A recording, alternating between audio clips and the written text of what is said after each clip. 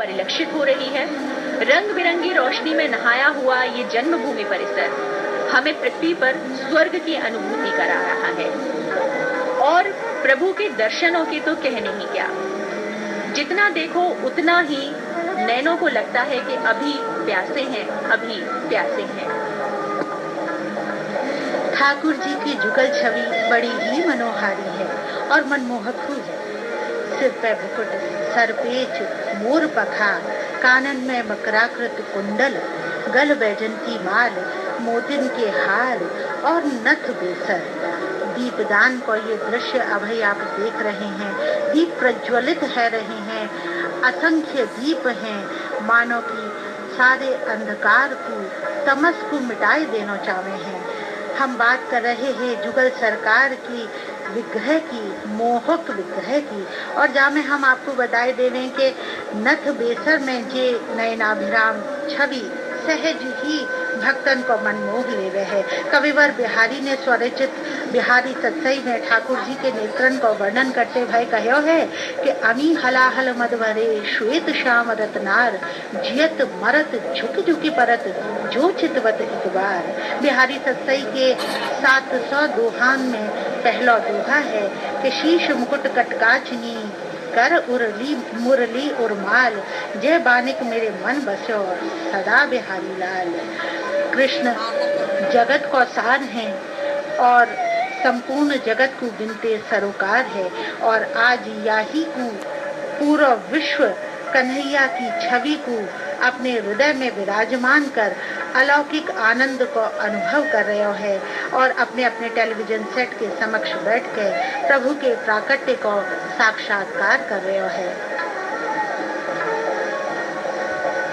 और अब जो दृश्य हमारे सामने उपस्थित हो रहा है उसमें असंख्य दीपकों की रोशनी यहाँ परिलक्षित हो रही है। चाहे दर्शक गण स्वयं यहाँ पर नहीं है, लेकिन ऐसा लग रहा है कि प्रत्येक दीपक एक भक्त का प्रतिरूप है और अनेकों अनेक संख्याओं में ये भक्त यहाँ प्रभु के दरबार में अपनी उपस्थिति दर्ज करा रहे हैं। इस कृष्ण जन्मस्थान परिसर में 9 मंदिर हैं, 5 भागवत भवन के अंदर हैं और 4 बाहर हैं। वर्ष 1953 में इस परिसर का निर्माण आरंभ हुआ और 1982 में ये निर्माण पूर्ण हुआ, यानी कि लगे पूरे 29 वर्ष। और अब जो नैनाभिराम दृश्य हमारे समक्ष उपस्थित हो रहा है उसमें प्रभु के हाथों में बंशी है, माथे पर मुकुट है, साथ ही उन्होंने पीले वस्त्र धारण किए हैं। और अब जो दर्शन है वो कुछ देर के लिए पट ठाकुर जी के बंद होने जा रहे हैं और उसके बाद में जब ये पट खुलेंगे तो सभी दर्शकों की, सभी भक्तों की जो इंतजार की घड़ियां हैं वो समाप्त होने का समय होगा। जैसा कि हम अभी बात कर रहे थे कि भागवत भवन, इसका जो बनने का समय था वो था 29 वर्ष का। भागवत भवन इसका नाम पड़ने के पीछे भी एक बेहद दिलचस्प कारण है। भागवत भवन में परिक्रमा मार्ग पर ताम्रपत्र में श्रीमद् भागवत लिखी हुई है। लगभग 1 किलोमीटर के दायरे में ये मंदिर बना है। राधा कृष्ण के जो विग्रह हैं वो संगमरमर के बने हैं, साथ ही चल विग्रह जो है वो रजत यानी कि चांदी से निर्मित है और त्रिभंगी है। सभी विग्रह सोने का मुकुट धारण करते हैं। प्रातः 6 बजे मंगला आरती होती है तथा विग्रहों का पंचामृत अभिषेक होता है। तब इस स्नान के पश्चात, इस अभिषेक के पश्चात ठाकुर जी को धारण करवाई जाती है पोशाक। 7:30 बजे से दर्शन प्रारंभ होकर ठाकुर जी को भोग लगाया जाता है, जो कि मुख्य रूप से होता है माखन का भोग। प्रभु की लीला न्यारी है। प्रतिदिन के उनके जो वस्त्र हैं उनका रंग भी अलग अलग और सुनिश्चित होता है। देखिए यहाँ पर किस प्रकार भक्तगण नाचते हुए अपने उल्लास को प्रकट कर रहे हैं। मृदंग की थाप पर मानो उनके जो पैर हैं वो जमीन पर टिक ही नहीं रहे। और ये मनोहारी दृश्य हमें दिख रहा है अपने टेलीविजन स्क्रीन पर, जहां हजारों की संख्या में दीपक जल रहे हैं, प्रकाशित हो रहे हैं और अपने प्रकाश से पूरे परिसर को ऐसे प्रकाशित कर रहे हैं मानो किसी कोने में अंधकार नहीं रहेगा। बस कुछ ही क्षणों के बाद भगवान के दर्शन होने वाले हैं। अभी पट बंद हुए हैं, ठीक 12 बजे पट खोल दिए जाएंगे। भगवान श्री कृष्ण की नगरी में उनके जन्मोत्सव का उल्लास चारों ओर छाया हुआ है। हालांकि इस बार श्रद्धालु आयोजन में शामिल नहीं हो पा रहे हैं। मंदिर में केवल प्रबंधन से जुड़े हुए लोग उपस्थित हैं, लेकिन दूरदर्शन के माध्यम से भागवत भवन का ये जगमगाता हुआ चित्र हर घर में प्रेषित हो रहा है और हमें आशा ही नहीं वरन पूर्ण विश्वास है कि इस वर्ष भी जन्मोत्सव का आनंद आप उसी प्रकार ले पा रहे होंगे हमारे साथ, जैसा कि पूर्व के वर्षों में लेते हुए आए हैं। भगवान श्री कृष्ण हमेशा से प्रासंगिक रहे हैं और इस वर्ष तो विशेष रूप से हो जाते हैं। कृष्ण का जन्म तो महोत्सव है, ब्रज ही नहीं सारे संसार के लिए, और वर्तमान काल में कृष्ण और उनकी लीलाएं अधिक प्रासंगिक हो जाती हैं। कृष्ण का अवतरित होना यानी दुख में सुख का प्रारंभ होना, उनकी बाल लीलाएं यानी भय से मुक्ति का मार्ग, कंसवध यानी दुखों का मूल अंत, रास लीलाएं यानी प्रेम और शांति की सर्वोच्चता। आज के समय में ये सब वैसे ही प्रासंगिक है जैसे द्वापर युग में था। कुछ विशेष मंडली के सदस्य यहाँ पर उस स्थान पर बीच में जहाँ पर विग्रह विराजमान हैं, भागवत भवन के हॉल में वो झूम रहे हैं, नाच रहे हैं, गा रहे हैं, लेकिन इनके बीच भी आप देख सकते हैं कि जो डिस्टेंस वाली बात है वो लगातार बनाए रखने का प्रयास है। यद्यपि जब व्यक्ति भगवान के भक्ति में लीन होता है उस समय इस प्रकार की बातें कुछ मन से दूर हो जाती हैं, लेकिन फिर भी इन सभी ने जितने भी लोग यहाँ पर हैं उन्होंने उन सभी नियमों का पालन करने का प्रयास किया है। मित्रों, आज पूरी दुनिया कुरुक्षेत्र बनी हुई है जिसमें चिकित्सक, शासक, प्रशासक, नागरिक और समाज अपने अपने तरह से कोरोना को हराने का युद्ध कर रहे हैं। जिस तरह महाभारत के युद्ध में कृष्ण नीति कौरवों को परास्त कर पांडवों का विजय से श्रृंगार करती है, उसी तरह हमारी आधुनिक आज की लड़ाई में आचार, विचार और आहार विहार के संयम और नियम से हम विजय प्राप्त कर सकते हैं। भगवान श्री कृष्ण के उपदेश हमें अपने हृदय में हमेशा रखने हैं, अपने मस्तिष्क में रखने हैं। सब तालियां बजा रहे हैं और बस प्रतीक्षा कर रहे हैं। हम भी कर रहे हैं, आप भी कर रहे हैं। श्रुति, आप भी प्रतीक्षा कर रही हैं? जी बिल्कुल प्रतीक्षा कर रही हूँ आत्म प्रकाश जी। और आपको बताए दूं यह समय पट बंद है और कन्हैया के प्राकट्य की प्रतीक्षा पूरा विश्व कर रहा है। मन ही मन आह्लादित है और वह उत्साह को वर्णन अवर्णनीय है। कोई वह उत्साह को वर्णन नहीं कर सके है। लोग नाच रहे हैं हमारे टेलीविजन स्क्रीन पर, जो देखो अरे पट खुल गए और भगवान के प्राकट्य की प्रतीक्षा संपन्न है गई है। पूत सपूत जन्यो जसुधा, इतनी सुन के वसुधा सब दौड़ी, देवन को आनंद भयो सब आमत गामत मंगल गौरी। नंद कछु इतनो जो दियो, घन श्याम कुबेरों की मत बौरी, मोहि देखत ब्रज ही लुटाए दियो, न बची बचिया छछिया न पिछौरी। और रजत कमल पुष्प में ठाकुर जी को विराजमान करके ठाकुर जी को अचल विग्रह अभय पंचामृत अभिषेक के ताई आएगा और अभय ठाकुर जी की आरती है रही है। और या के बाद या आरती के पश्चात चल विग्रह को पंचामृत अभिषेक किया जाएगा। आप बिल्कुल ठीक कह रही हैं। इस समय प्राकट्य दर्शन हो चुके हैं और प्राकट्य आरती हो रही है। 12 बजे से 12:05 तक ये प्राकट्य आरती होगी और उसके बाद जन्म महाभिषेक जो स्वर्ण मंडित रजत गऊ के द्वारा संपन्न किया जाएगा। जी हाँ, और जब होगा प्रभु का अभिषेक तो उस अभिषेक का भी एक विशेष क्रम है, एक विशेष तरीका है और उस अभिषेक में प्रयोग होने वाला प्रत्येक पदार्थ अपने आप में विशेष है। पंचामृत का अर्थ है 5 अमृत। ये 5 अमृत हैं दूध, दही, घी, चीनी, मधु। चतुर्भुज जय जय श्री द्वारिका नाथ, आज मेरे सफल भये नयनन, आज मेरे सफल भये नयनन। चैतन्य महाप्रभु, चैतन्य हाँ, चेतो दर्पण मार्जनम भव महा दावाग्नि निर्वापणम श्रेयः कैरव चंद्रिका वितरणम विद्यावधू जीवनम आनंदाम्बुधिवर्धनम प्रतिपदम पूर्णामृता स्वादनम सर्वात्मस्नपनम परम विजयते श्री कृष्ण संकीर्तनम। भगवान श्री द्वारिकाधीश शंख चक्र गदा पद्म के रूप में भगवान श्री द्वारिकानाथ की जन्मोत्सव के बाद पूजन अर्चना हो रही है। भगवान श्री द्वारकाधीश ने अपने हाथ में शंख चक्र गदा पद्म धारण किए हुए हैं और भजे वसंतम नवनीत चोरम रूपांगना नाम च दुकूल चोरम अनेक जन्मार्जित पाप चौरम चौराग्रगण्यम पुरुषम नमामि चौराग्रगण्यम पुरुषम नमामि। हरेर नाम एव केवलम कलौ नास्तेव गतिरन्यथा। भगवान श्री द्वारिकानाथ जी के अलौकिक दर्शन हो रहे हैं।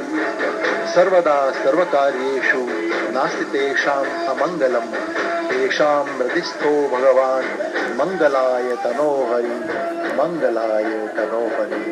श्री भगवान द्वारिकाधीश के दर्शन से आज मेरे नयन भये सफल भये नयनन, आज मेरे सफल भये नयनन। नमुना तट प्रगट अमर अटर जट सुर जट खेमर नमन समय गण खपट करर धरर पद गूगर रंग भर सुंदर श्यामर में रंग भर सुंदर श्यामर में।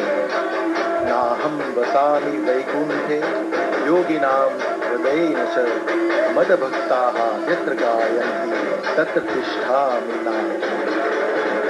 जैसे वल्लभ संप्रदाय में अष्टछाप के कवि हुए, गुजरात के स्वामीनारायण संप्रदाय में अष्टानंद कवि हुए। अष्टानंद कवि में प्रमुख कवि है कवि ब्रह्मानंद जी।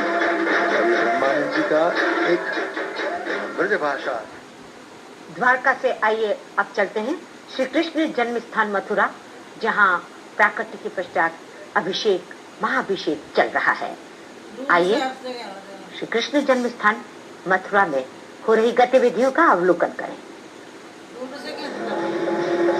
शेष महेश गणेश दिनेश सुरेश जाय निरंतर गामे ताहि अराज अनंत अखंड अछेद अभेद सुवेद बजामे नारद से सुख वाक्य रटे रस खान तहु पुनि पार न पामे और ताहि अहीर पिछो हरिया छछयावर छाछ पे नाच जामे और रजत कमल पुष्प पे ठाकुर जी को चल विग्रह दर्शकन के ताई आयो भक्तन के ताई आयो और स्वर्ण मंडित गौ माता के पयोनिधित ठाकुर जी को दुग्धा स्नान है रहो है और ठाकुर जी को जो चांदी की बरात पे विराजमान किया गयो है वाय बल्लभपुर में सृष्टा कहना है। और अब ठाकुर जी को ये जो दुग्धा स्नान है रहो है स्वर्ण मंडित गौ माता के पयोदसो है रहो है और ऐसा कहो जाए है कि गौ माता में 33 करोड़ देवी देवता विराजमान हैं जो अपने हर्ष की अपने उल्लास की अनुभूति या रुद्राभिषेक के माध्यम से कर रहे हैं और पुष्प वर्षा है रही है। ठाकुर जी को चल विग्रह एक बाल सुलभ एक बालक की भांति पर दुग्ध स्नान को आनंद ले रहे है। वो हर गति को जाने हैं, हर क्रिया को पहचाने हैं, हर परिस्थिति में जीनो जाने हैं और वो एक मानव स्वरूप धारण कर आज या पृथ्वी पे आयो है। प्राकट्य भयो है वा जन्मे को और दुग्ध स्नान दुग्ध अभिषेक है रहो है ठाकुर जी को। सभी करतल ध्वनि से ठाकुर जी के आयवे की प्रतीक्षा जो कर रहे हैं वहाँ को मिटाए के उल्लास की अपने उल्लास को प्रकट कर रहे हैं, आनंद को प्रकट कर रहे हैं। और ठाकुर जी को दुग्धाभिषेक एक बार पुनः आपको बताए देवे कि स्वर्ण मंडित गौ के पयोदधि से है रहो है। और या फिर आपको जानकारी देवेंगे ठाकुर जी के स्नान के दाई गंगा जल श्री जमुना जल और सरयू को भी जल आयो है, और ये तीनों पवित्र जल मिलके ठाकुर जी बिनते स्नान करेंगे, जिनको अभिषेक होएगा। और देखो ना कि जो भागवत भवन में विग्रह हैं वो जहाँ एक और कन्हैया हैं, सुभद्रा हैं, जगन्नाथ जी के रूप में विराजमान है, वहीं दूसरी ओर राम दरबार है, राम हैं, कृष्ण लक्ष्मण हैं और सीता माता हैं, और इनके संग हनुमान जी हूँ विराजमान हैं। तो ब्रज में तो ऐसा कहो ही जाए है कि मैंने प्रसादी पाई अवध राज की, और मोहे जूठन मिली ब्रज राज की। और यह समय एक बार पुनः आपके टेलीविजन स्क्रीन पे दीप प्रज्वलित है रहे हैं।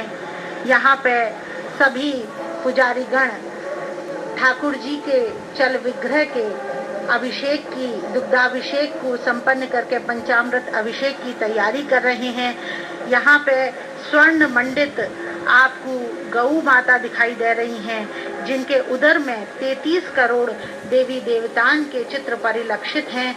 और यह समय भागवत भवन के बाहर का दृश्य आप देख रहे हैं। और अब जो दृश्य हमारे टेलीविजन स्क्रीन पे परिलक्षित हो रहा है, उस दृश्य में ठाकुर जी का चल विग्रह, त्रिभंगी विग्रह कामधेनु गाय के दुग्ध से स्नान करता हुआ हमें दिखाई दे रहा है। ये वही कामधेनु गाय है जो कि स्वर्ण मंडित है। आपने देखा ब्रजभूमि, ब्रज संस्कृति, गोधन, गोवर्धन, गोचर और गोपियों की संस्कृति है। प्रकृति ने अपना भरपूर वैभव इस पर लुटाया है, और ये पर्व उन्हें बड़ी सूक्ष्मता से निरूपित करते हैं, हमें बताते हैं, और उस परंपरा को, उस संस्कृति को निरंतर रखने की प्रेरणा प्रदान करते हैं। आइए अब चलते हैं मथुरा से द्वारका, गुजरात, और वहां पर हो रही आरती का अवलोकन करते हैं, उसमें भाग लेते हैं।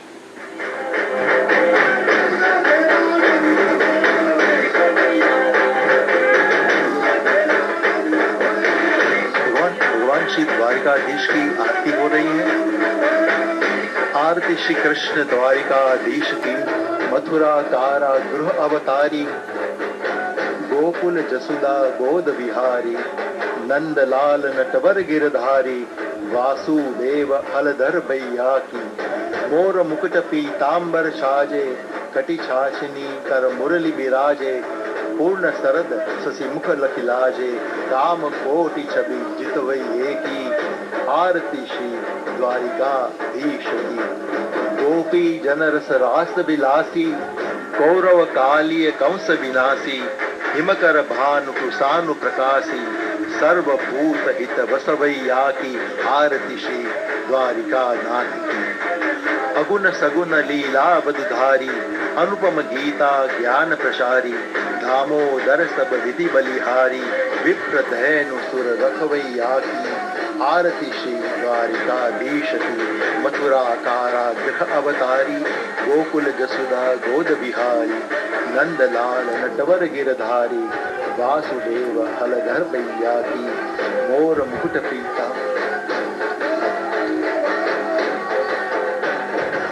द्वारिकाधीश की भगवान की आरती के बाद आरती की पूर्णाहुति हो गई है।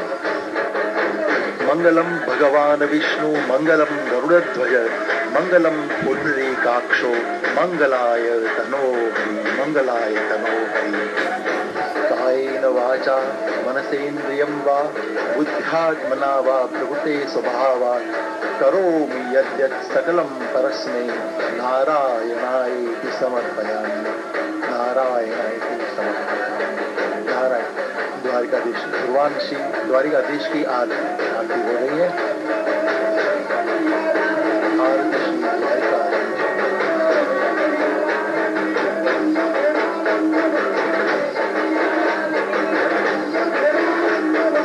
आरती श्री द्वारिकाधीश।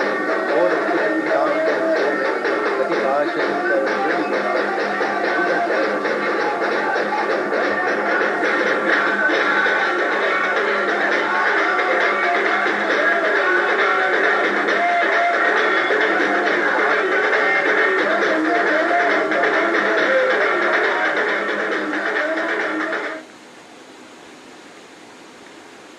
द्वारिका में द्वारिकाधीश जी की आरती का अवलोकन हमने किया। आइए अब श्री कृष्ण जन्म स्थान मथुरा पुनः चलते हैं। ठाकुर जी को चल विग्रह विराजमान है गयो है। ठाकुर जी के पंचामृत अभिषेक में दूध, दही, घृत, शर्करा और शहद को मिश्रण किया जाए है और या के अतिरिक्त या में सर्वौषधि और सुगंधित द्रव्य, मेवा और गंगा जल भी सम्मिलित किया जाए है। गुलाब जल हु मिलाया जाए है, सुगंधित द्रव्य हु मिलाए जाए हैं, जिनते केसर को भी अर्क मिलाया जाए है, जाते कि ठाकुर जी को पंचामृत अभिषेक किया जाए है। और पंचामृत अभिषेक में हम आपको बताए देवे हैं कि दूध की अपनी अलग महत्ता है। दूध पवित्र मानो जाए है, यही लिए दूध ते देवदान को स्नान कराया जाए है। संगई संग दूध शुभता को हु प्रतीक है। शास्त्रन में गाय के दूध को अमृत कहो गयो है, यही लिए तो पंचामृत अभिषेक को पहलो अमृत दुग्ध है। दूसरो अमृत है दही। दही दूध ते बन्यो है और यह पदार्थ भी अत्यंत शुभकारी मानो गयो है। प्रत्येक शुभ कार्य को जाते समय भी दूध ते बनो दही चखायो जाए है और वह कार्य के शुभ होवे की शुभ कामना करी जाए है। और तीसरा द्रव्य जो पंचामृत अभिषेक में मिलाया जाए है वो है घृत। दूध दही के पश्चात घी भी अमृत द्रव्य मानो गयो है। पूजा में घी को दियो ही जगायो जाए है। घी ते बने हर पदार्थ को भी अमृत सम ही माने हैं और यही लिए पंचामृत को तीसरा द्रव्य, तीसरा अमृत घृत या घी है। ये शरीर को बल देवे है, नेत्र ज्योति बढ़ावे है और अस्थिन को भी बल देवे है। चौथा अमृत द्रव्य है शहद। शहद को औषधि के रूप में अमृत की संज्ञा मिली है। शहद पंचामृत में उपयोग हुए थे। शहद को चौथा अमृत मानो गयो है। और पांचवा अमृत है शर्करा या मिश्री। मिश्री को मिठास, मधुरता और प्रसन्नता, सद्भावना को प्रतीक मानो गयो है और यही लिए यह अमृत माने। ये ऊर्जा बढ़ावे, उत्साह भी बढ़ावे। जी पंचामृत मिलाए के पंचामृत तैयार किया जाए है और हर प्रकार के स्वास्थ्य और शरीर के ताई अत्यंत लाभकारी, शुभकारी, औषधीय गुणन ते भरपूर या पंचामृत ते अभिषेक किया जाए है। और यह समय महंत नृत्य गोपाल दास जी जो श्री राम जन्मभूमि न्यास के अध्यक्ष हुए हैं, पंचामृत अभिषेक में ठाकुर जी के चल विग्रह को विभूषित करवे के ताई आए रहे हैं। या समय अभव देखो कैसा अद्भुत संजोग है कि घनघोर बरखा है रही है, हवा चल रही है, परंतु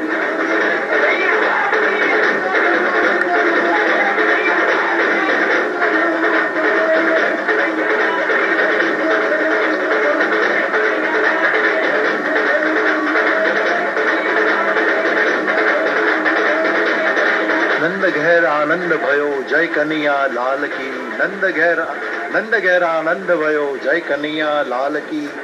नंद घेर आनंद भयो जय कन्हैया लाल की।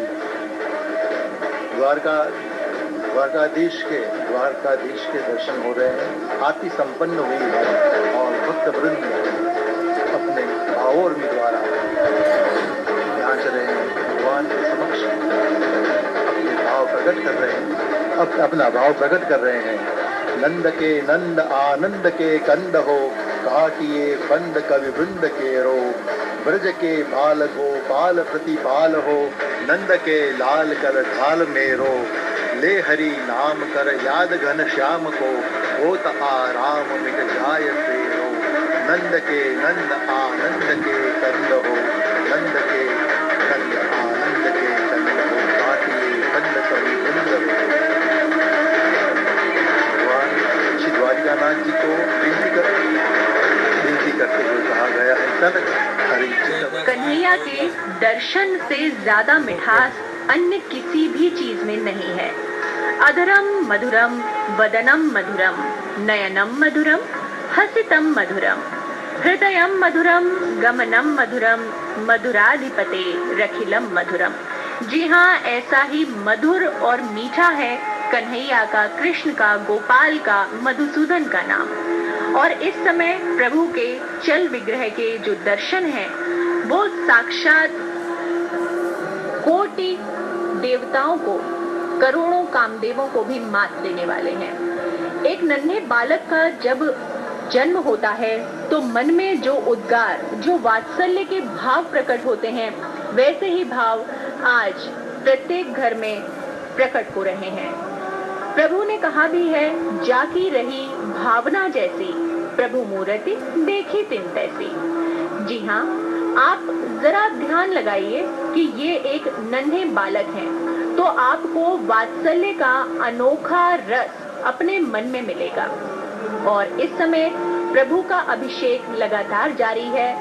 रजत कमल में विराजित त्रिभंगी लाल का दुग्ध से अभिषेक हो रहा है और जल्दी ही अन्य चीजें भी भगवान के अभिषेक में शामिल की जाएंगी। इस अभिषेक में बहुत सारी चीजों को सम्मिलित किया जाता है, जैसे नारियल पानी, गुलाब जल, केसर का जल और साथ ही पवित्र नदियों का जल। इन सभी के संगम से जो पंचामृत बनता है वो स्वास्थ्य की दृष्टि से भी बेहद लाभकारी होता है। इसमें जब तुलसी का मिश्रण किया जाता है तब वो हमें अनेक रोगों से बचाने का काम करती है। और ये है वो रजत मंडित शंख जिसके द्वारा प्रभु का अभिषेक लगातार जारी है। गोविंद दामोदर माधवेती, ऐसे भजन की, ऐसे कीर्तन की आवाजें सुनाई दे रही हैं। भक्तगण आह्लादित हैं, प्रफुल्लित हैं। कान्हा का हुआ है जन्म, बिजली चमक कर संकेत कर रही है कि आज ही है वो दिन जिस दिन अजन्मे ने लिया है जन्म। तुलसीदास जी ने कहो है कि वृंदावन और वैकुंठ को तोलियो तुलसीदास, जो भारी है स्थिर रहो हल्को गयो आकाश। भाद्रपद मास की महाअष्टमी, व्योम में मेघों का अमोघ गर्जन काल रात्रि की निस्तब्धता को भंग करवे को आतुर है। ये कैसा प्रकाश आज तक न देखो न सुनो। कोटि सूर्यन के नाथ नारायण स्वयं अवतरण ले चुके हैं। या पावन धरा पे चहुओर निस्तब्धता है। हथकड़ी बेड़ीन के टूटवे की ध्वनि, कारागार के कपाट खुलवे की आहट और संगई संग तेजो में शिशु की किलकारी। आज हु गर्भगृह साक्षी है इन घटनान को। लगे है आज स्वतंत्रता स्वयं स्वतंत्र होवे को आतुर है। जी को है जो निकलो है अपने मस्तक पे कछु धारण कर। लगे है सृष्टि के पालन करता को अपने शीश पे उठायो है। अहो जय द्वारकाधीश। द्वारकाधीश की आरती संपन्न हुई है। नरसिंह मेहता कहते हैं कि भूतल भक्ति पदार्थ मोटू ब्रह्मलोक मां नाही रे। हरिना जन तो मुक्ति न मागे, मागे जन्मो जन्म अवतार रे। मागे जन्मो जन्म अवतार रे। यादृशी भावना यस्य सृष्टि भवति तादृशी। न देवो विद्यते काष्ठे न पाषाणे न मृण्मये। देवो तु विद्यते भावो तस्मात् भावो हि कारणम। तस्मात् भावो ही कारणम। द्वारिकाधीश के दर्शन हो रहे हैं, आरती संपन्न हुई है। कोरोना के समय में हम भगवान को प्रार्थना करते हैं। प्रभु जी, गुजराती की एक रचना है, प्रभु जी आवेला जट आवो, विकट काल कोरोना हमसे दूर भगावो, नाम प्रमाण निभावो। प्रभु जी आवेला जट आवो, प्रजा सकल त्राहि माम प्रभु जी, तासो दुख छुड़ावो। प्रभु जी आवेला जट आवो, विकट काल।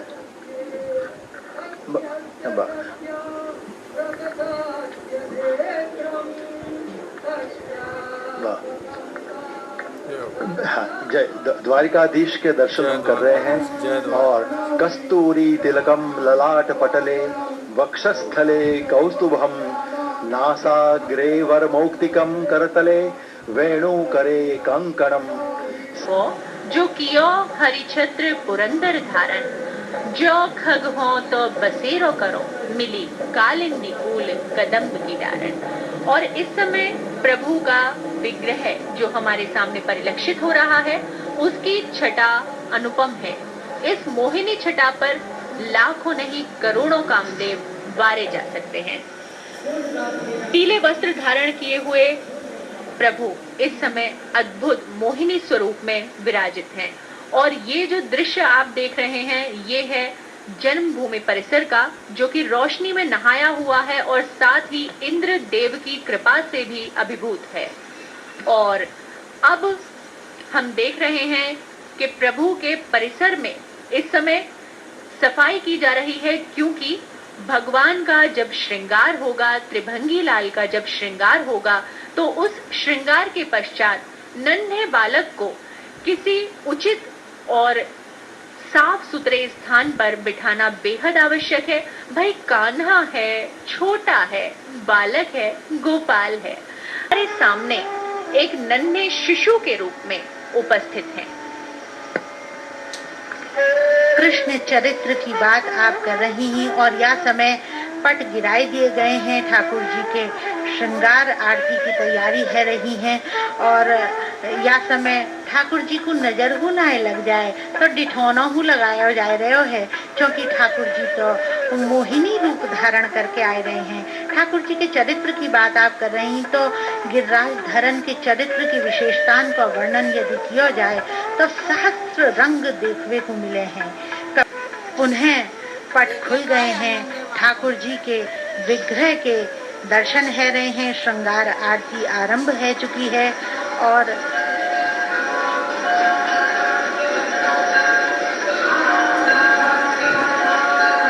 श्रृंगार आरती के दर्शन या समय किए जा रहे हैं।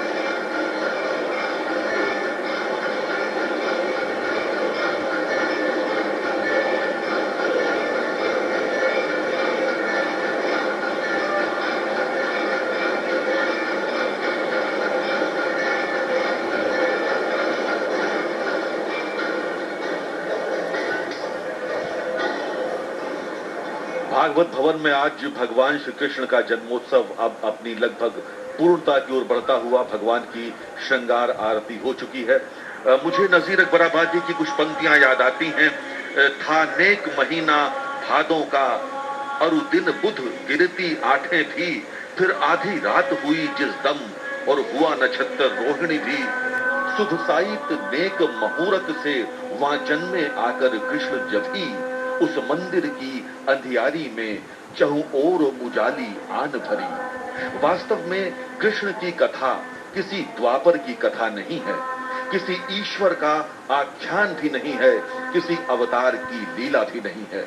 वास्तव में वो गंगा यमुना के मैदानों में बसने वाली एक महाजाति का भावनात्मक इतिहास है, उसके मन मस्तिष्क की महागाथा है।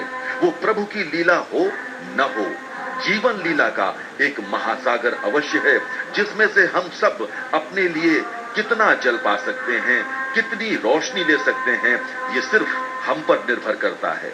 हम इस महासागर के तट पर खड़े हैं, मानो इसके असीम विस्तार के एक कोने पर, जहां से इसका छोटा सा अंश भर दिखता है, पर यह अंश भी बहुत व्यापक है, गहरा है, अर्थपूर्ण है।